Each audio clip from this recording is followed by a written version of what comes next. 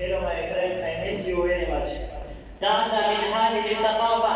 أخبرني كيف حالك؟ I am good.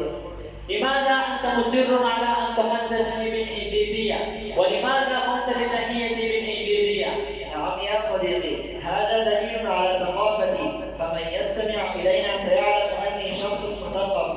بالعكس، سيعلم أنك شخص غير مثقف، فالمثقفون يتمسكون بلغتهم لمعرفتهم أنها الأفضل. العربية لغة مجردة تماما مثل الإنجليزية، فلا تأخذ الموضوع على محمل هذا الجد.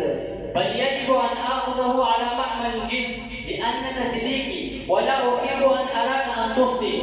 وما الخطأ في أن نحييك بلغة الإنجليزية؟ أولم تعلم أن سنة رسول الله صلى الله عليه وسلم تقضي أن نحيي بعضنا ونقول السلام عليكم ورحمة الله وبركاته؟ نعم صحيح. أولم تعرف أن اللغة العربية واحدة من اللغات المقدسة، وهي ما أنزل الله بها كتابه؟ نعم أعلم. فمن نحن حتى نتحدث بلغة غير لغتنا؟ ويكفيك فخرا أن تتكلم اللغة، ويكفيك فخرا أن تتحدث اللغة التي تكلم بها رسول الله صلى الله عليه وسلم، ويزيدك فرحا أن تتكلم اللغة المنزل بها كتاب الله.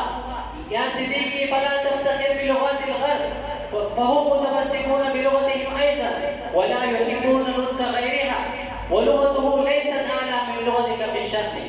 نعم يا صديقي، لقد كنت على خطأ، أشكرك على إرشادي. لا شكر على واجب يا صديقي الغالي. السلام عليكم ورحمة الله